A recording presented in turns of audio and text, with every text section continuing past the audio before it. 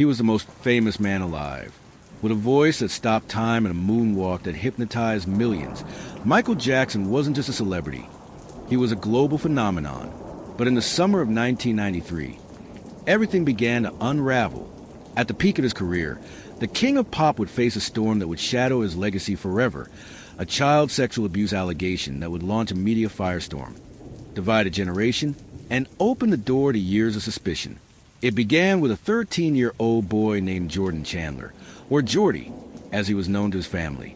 He was the son of a Los Angeles dentist, Dr. Evan Chandler, and his ex-wife June Chandler, a former waitress. Michael met Jordan in 1992 through the boy's stepfather, David Schwartz, who owned a car rental agency. Jackson had been renting cars from him during the filming of a Pepsi commercial. What started as a casual connection evolved into an unusual friendship. Jordan and his mother were soon invited into Michael's inner circle, and Michael reportedly began spending large amounts of time at their home, calling Jordan like 30 times a day, according to later testimonies. Michael would take Jordan and his family on trips, including to Las Vegas, Disneyland, and eventually to his own fantasy estate, Neverland Ranch.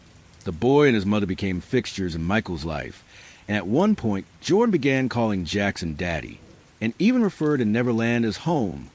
That's when Dr. Evan Chandler, Jordan's biological father, became alarmed. Initially, Chandler seemed to embrace the relationship. He even reportedly asked Michael for financial help in a screenplay he was working on. But tensions soon escalated.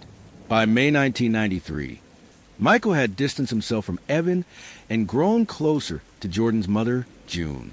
Michael invited her and Jordan to join him on a world tour, excluding Evan entirely. Feeling pushed out and suspicious of Michael's influence over his son, Evan took matters into his own hands.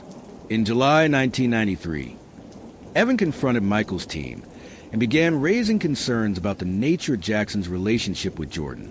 He demanded a meeting, and during that meeting, he allegedly asked for $20 million in exchange for his silence, later reduced to $1 million, and then $350,000 when pressed. Michael's legal team saw it as extortion. Evan's lawyers claimed he was simply asking for damages before going public with what he believed to be child abuse. When the payments weren't made, Evan took Jordan to a psychiatrist, Dr. Mathis Abrams. The psychiatrist reported the claims to authorities as mandated by California law, the Los Angeles Police Department and the Department of Children and Family Services, DCFS, launched investigations into Michael Jackson on August 17, 1993. By August 21st, police had executed a search warrant on Neverland Ranch. Helicopters swarmed overhead. Cameras rolled. News anchors scrambled. The most private man in pop music was suddenly the target of an explosive child molestation investigation, and it was happening on live TV. The allegations were devastating. Jordan Chandler gave a graphic sworn declaration claiming Michael had bathed with him, kissed him, and performed oral sex. The investigation zeroed in. Authorities served Michael with a subpoena for a body search. They asked Jordan to describe Jackson's private anatomy, including alleged marks, blotches, and circumcision status. Michael was photographed naked. Investigators compared Jordan's description to the photos. Publicly, police claimed there were similarities. Jackson's lawyers argued the description was inaccurate and vague, but no criminal charges were filed. That's because Jordan refused to testify in a criminal case. Without his direct cooperation, the district attorney's office didn't have enough to proceed. Meanwhile, the civil lawsuit, filed by Evan Chandler, marched forward.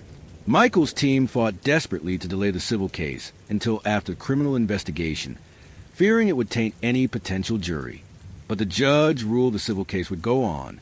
Michael, under immense pressure and deteriorating mental health, began canceling tour dates. His image took a massive hit. Endorsements, including from Pepsi, were pulled. Rumors flew. Jackson gave an emotional televised statement insisting his innocence, tearfully calling himself a victim of extortion and betrayal. By January 1994, just 5 months into the scandal, Jackson's lawyers agreed to settle the civil case with the Chandler family. The amount, $23 million, with around $15 million going into a trust for Jordan. The settlement included no admission of guilt. In fact, it stated explicitly that the payment was not an admission of wrongdoing, but a desire to avoid the distraction and expense of a long legal battle. Michael Jackson later claimed he was pressured by his insurance company to settle. The criminal investigation was dropped shortly after. With Jordan refusing to testify, the district attorney had no case. No charges were ever filed, but the damage had already been done. Though legally exonerated in the eyes of the law, Michael's public image would never fully recover. The phrase Michael Jackson child abuse became embedded in headlines, late-night jokes, and pop culture. Even after the law closed the file, the public opinion trial never ended. Years later, Jordan Chandler would emancipate himself from his parents, disappear from public life, and refuse to testify in the 2005 trial. Some reports, never officially confirmed, claimed he later recanted his story, though others strongly dispute that. What remains undeniable is this. The 1993 accusation opened a floodgate of suspicion that would follow Michael Jackson until his death in 2009. The whispers never stopped.